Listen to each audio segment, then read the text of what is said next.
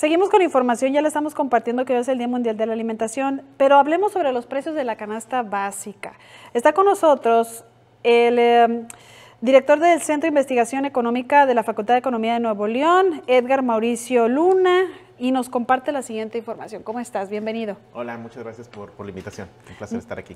Gracias por conocernos sobre el aumento de la canasta básica y sobre todo en este Día Mundial de la Alimentación. Esta, sin duda alguna, el año pasado, si no me equivoco, también compartimos sobre esta información, va en aumento, no se mantuvo igual. No, mira, generalmente los precios crecen.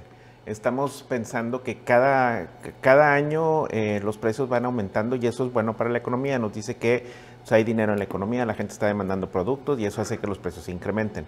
Sin embargo, generalmente la inflación que queremos es una inflación baja y estable. Hemos venido de periodos altos de inflación. Entonces, ha ido bajando. Sin embargo, en estos, recordamos hace un par de años donde estaba la inflación al 9, al 8, ahora está convergiendo a ese 3% que es el objetivo del Banco de México. Pero lo que sí hemos observado en los últimos meses es un repunte, sobre todo en el precio de frutas y verduras, alimentos no procesados.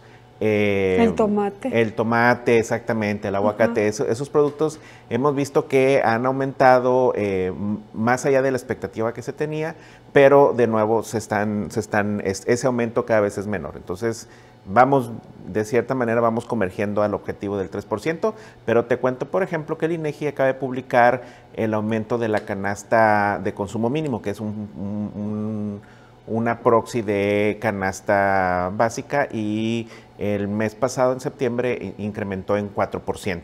Nosotros en el Centro de Investigaciones Económicas también seguimos precios para el área metropolitana y nosotros tenemos un índice bajo y marginal, que significa que es la canasta que consumen las familias de menores ingresos.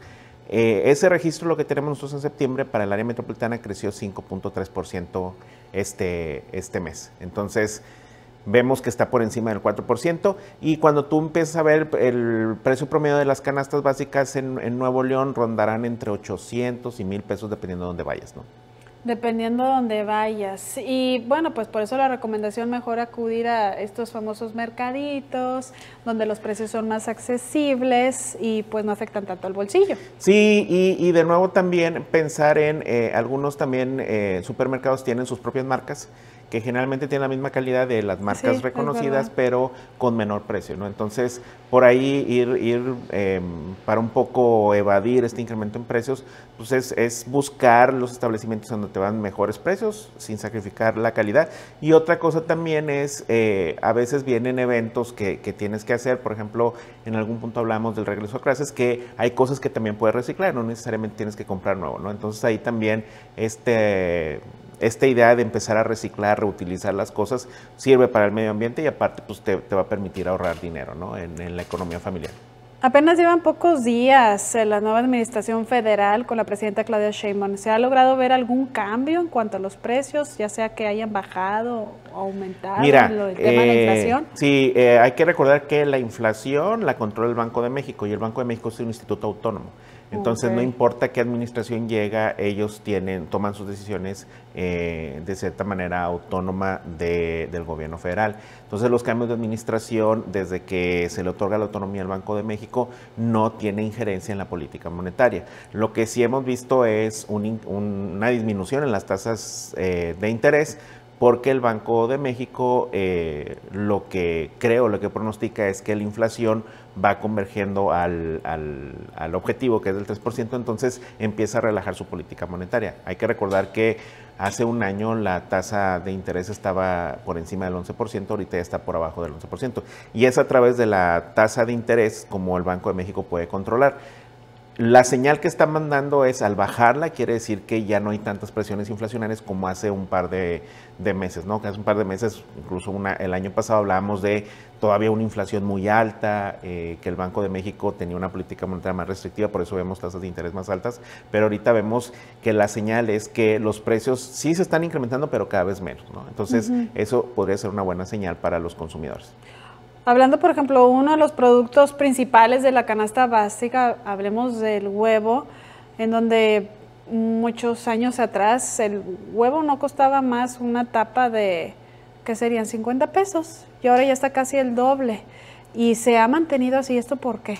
Mira, en términos, y exactamente dentro de la dieta del mexicano promedio, el huevo era bien importante, porque también cuando nos fijamos en los ingresos promedios de las familias, son bajos en México, ¿no? En México alrededor del 50% de la población vive en pobreza, entonces tiene un ingreso bajo, ¿no? Entonces el huevo se convertía en un alimento de la nutrición básica de la mayoría de los mexicanos. ¿Qué es lo que sucede? Muchos brotes de gripe aviar hemos visto. Entonces, ¿qué es lo que pasa? Cuando suceden estos brotes, lo primero que hacen es sacrificar a las gallinas y eso encarece tanto el pollo como el huevo, ¿no? Entonces, eso empieza a generar esas presiones porque reduce la oferta del huevo y eso encarece. Piensa tú que más gente, la misma gente compra huevos, pero hay cada vez menos huevos, ¿no? Entonces eso hace que se encarezca el precio del huevo, ¿no? Y fíjate, ahorita que mencionas sobre los pollos, vemos también el precio del pollo, ya sea rostizado o la parrilla o eso, que antes también era algo económico, ya no lo es.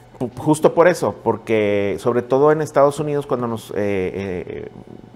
¿qué sucede? Si hay un brote, lo primero que hacen es sacrificar y también si hay brotes aquí internos, se hace la inspección y se detecta y si hay un brote, lo primero que hacen es sacrificar todo. No le hacen análisis a ver quién está enfermo. No, generalmente por cómo se contagia muy rápido, lo que hacen es sacrificar todos y van viendo en las granjas y van viendo incluso en los lugares donde se tienen muchas granjas, ver si esa dispersión del virus afectó estas granjas. Primero empiezan sacrificando una granja en particular donde se detecta el brote, pero si no, pues empiezan a sacrificar alrededor. Eso pasó, por ejemplo, el año pasado con el pavo en Estados Unidos, justo para el Día de Gracias. Y había justo en esas fechas tan exactamente, importantes. Entonces era muy caro. De hecho, recomendaban a muchas personas que se prepararan para Navidad, porque por los brotes de gripe aviar estaban sacrificando muchos pavos, ¿no? Entonces, por ahí va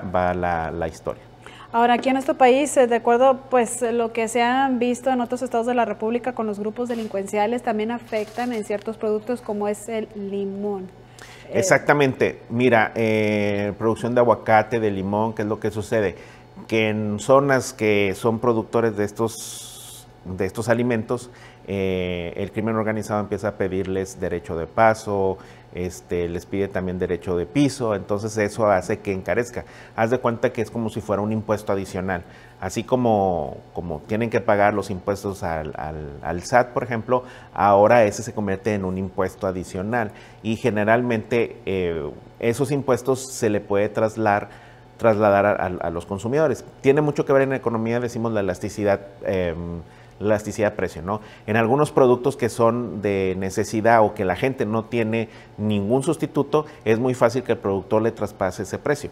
Si yo te digo, por ejemplo, el precio de los refrescos, cuando se incrementa, generalmente si hay un impuesto, ese impuesto se lo transfiere el productor al consumidor. ¿Por qué? Porque sabe que la gente consume refrescos y no hay manera de que va a dejar de consumir. Entonces lo logra pasar completamente el impuesto. Entonces pasa en algunos productos donde el aguacate para mucha gente no hay sustitutos, solo limones, y ¿qué es lo que hacen? Pues pagar un precio más alto, ¿no? En productos donde hay muchos más sustitutos, ese impuesto generalmente lo absorbe el productor, pero aquí, te digo, al final ese impuesto, que no es un impuesto legal, eso pone presiones sobre productos como el limón, el aguacate, en algunas zonas del país en donde son productores, pues eso ocasiona que para que llegue a Monterrey, pues haz de cuenta, el productor tiene que pagar los impuestos, el transporte, más aparte el derecho de piso que le están pidiendo, ¿no? Por eso el aumento.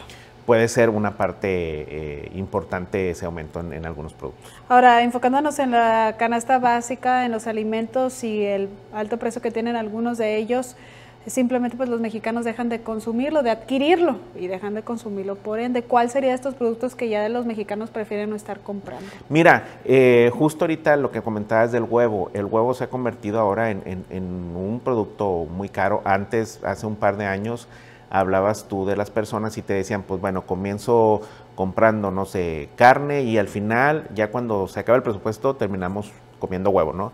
Ahora ese es uno de los productos que la gente empieza a tratar de sustituir, ¿no? Y terminas comprando arroz, frijol, que su precio es más accesible, pero aparte, si compras un kilo de frijoles, pues te rinde mucho más, ¿no? Que un huevo o un kilo de huevos, ¿no? Entonces, por ahí son esos productos. El precio de la carne, fíjate que es algo bien interesante para el área metropolitana. Nosotros, cuando el precio de la carne sube, la inflación del regio promedio sube, porque le dedica un porcentaje muy alto a la carne. O sea, la carne de que se va a hacer la carnita, se va a hacer la carnita. Sí, es uno de los productos que tienen mayor incidencia. ¿Qué significa esto? Que cuando se incrementa, aunque sea poquito, le impacta bastante a la inflación del regio promedio. ¿Por qué? Porque una parte importante del presupuesto lo dedican al consumo de carne. Cuando te vas, por ejemplo, y comparas con algún otro individuo, por ejemplo, el mexicano promedio no consume tanta carne, pero aquí en el norte sí. Entonces es uno de los productos que cuando sube le pega más a la inflación, pero también la gente no ve opciones para la carne. Entonces sí sube, pero pues como dices tú, pues tengo que hacer la carne asada, ¿no? Entonces pues, sigue comprando para hacer carne asada, ¿no? Entonces dejan de comprar huevo. Bueno, aquí la carne sí la continúan Sí, por comprando. ejemplo, limones también, aguacates, cuando son muy altos, pues empiezas a buscar otros sustitutos. Y también hay que ver, el año pasado, por ejemplo, el precio, no me acuerdo si de alguno de los chiles y jalapeño serrano estaba muy alto, entonces buscas el sustituto del jalapeño por el serrano. Entonces tratas de buscar algunos sustitutos, ¿no? Edgar, gracias por estar con nosotros. No, hombre, es un placer estar aquí con ustedes. Muchas gracias. Nos acompañó Edgar Mauricio Luna Domínguez. Él forma parte del Centro de Investigaciones Económicas de la Facultad de Economía de la Universidad Autónoma de Nuevo León, en donde nos compartió sobre este aumento de la canasta básica, todo su entorno, como estamos escuchando sobre esta inflación, entre otros, en este Día Mundial de la Alimentación. Y seguimos